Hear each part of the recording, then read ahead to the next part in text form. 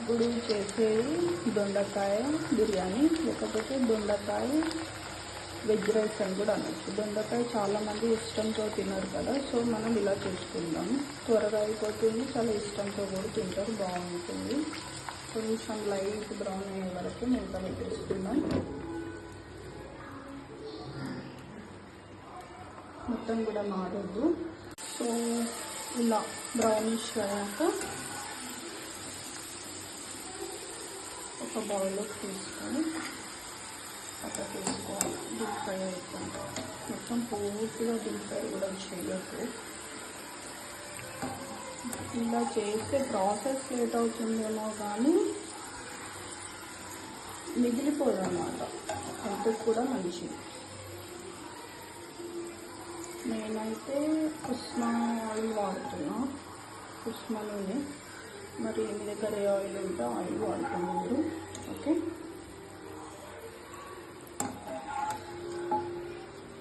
ఇలా మొత్తం సర్వ్ చేసుకోవాలి. మొత్తం ఒక బౌల్లో కారు ప్లేట్లోకి సర్వ్ చేసుకున్నాక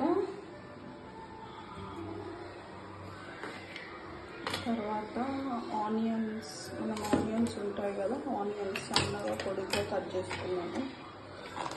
ఇలా బాగుంటాయని చెప్పి మీకు ఎన్ని ఆనియన్స్ కావాలనుకుంటే మీరు అన్ని ఆనియన్స్ వేసుకోవచ్చు.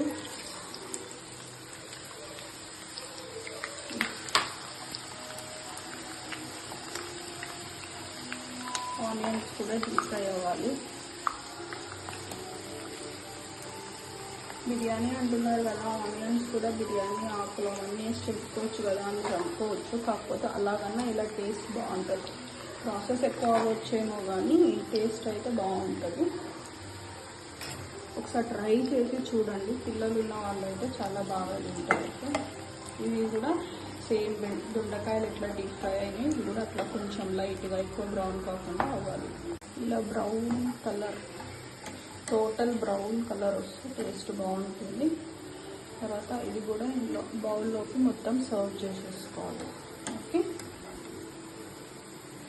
మొత్తం సర్వ్ చేసుకుందాం. జీరా వేసేసుకొని మనం ఇంకా మళ్ళీ పచ్చిమిర్చి, బిర్యానీ ఆకు, కస్తూరి మేతి, దాల్చిన చెక్క, మిరియాల పొడి, ఇంకా బిర్యానీకి కావాల్సినవి ఏమేమి ఉన్నాయో అవన్నీ ఇలా వేసేసుకోవాలి. ఓకే, అన్నీ వేసుకున్న తర్వాత కొంచెం ఇలా అల్లం పేస్ట్ వేసేసుకోండి. యాక్చువల్గా ఉల్లిగడ్డ కొంచెం ఎక్కువ వేయండి, ఇది లైట్గా వేసుకొని సరిపోతుంది. అన్నీ వంట చేస్తున్నా కదా, సో అవన్నీ అట్లా వండుకొని తర్వాత క్లీన్ చేసేసుకుంటాము.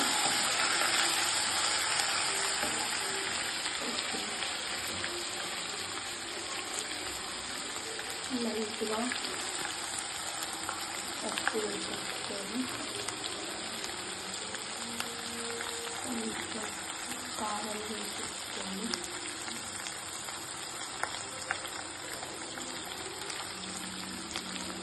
లైట్గా సాల్ట్ కూడా వేసేసుకోండి. మళ్ళీ రైస్లో వేసుకోవచ్చు సాల్ట్.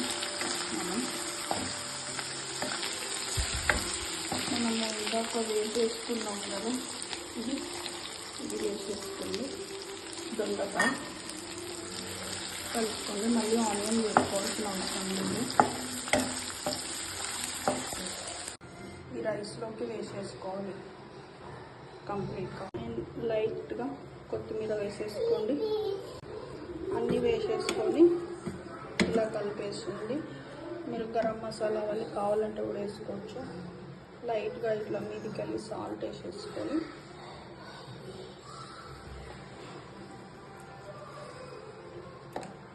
నెయ్యి కూడా వేసుకోవచ్చు మీరు కావాలంటే. నేనైతే స్కిప్ చేసేస్తున్నా.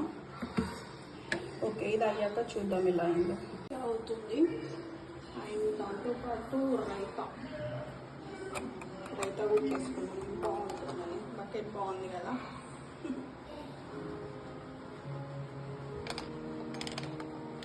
ఓకే, ఒక 15 minutes అవుదాం. రైస్ ఎట్లా అయిందో చూసేద్దాం మనం. Okay, like and share and subscribe and comment. ఇంకా ఏమేమి కావాలో చెప్తే కుక్ చేసి చూపిస్తాను నేను. ఓకే, స్విచ్ పడిపోయింది, రైస్ అయింది, బిర్యానీ అయింది. ఇప్పుడు స్విచ్ బంద్ చేసుకొని వేడి దొండకాయ బిర్యానీ రెడీ. చూసారా దొండకాయలు ఇలా కనిపిస్తున్నాయి. రైస్ మొత్తం మిక్స్ చేసేసి సర్వ్ చేసుకుంటే సూపర్గా ఉంటుంది. Friends, bye bye. Like and share and subscribe, comment.